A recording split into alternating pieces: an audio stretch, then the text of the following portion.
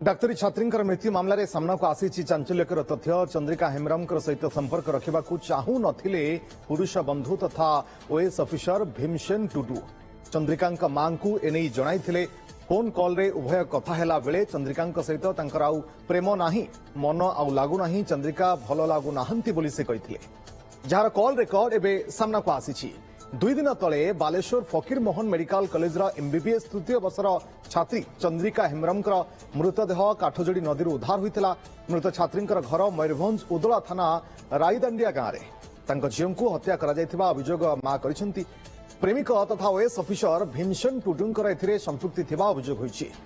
घटना को नहीं ओएस ऑफिसर भीमसेन टुडूंकर कोनोसी प्रतिक्रिया मिल पारिनी। माने मो आडे भाबुछि कि माने मत लागुच कि मुझे खुशी रही पारिनी, तो से केमती रही आगे केते दिन। चंद्रिका को तुम कौन भल पाऊनी कि बापा? ना कहीं तमें जे एते दिन धरिकी सब सांग माने सांगरे बुला बुली रहीच आ सब तमे जेतबेले ये फोन न करने भी तमे सांग सांग फोन करी पकाओ। आ सेटा बापा कौन थिला तमरा? कौन किछि बुझी पारुनी मु।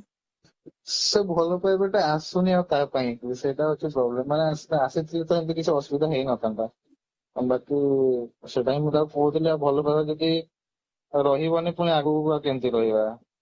जे एते दिन धरिकी जे तमे ता सहित बुलिलो रहिलो सेटा तो आ कौन कुहा जे भल पाइबा न कुहा कि आ कौन कुहा जेबो।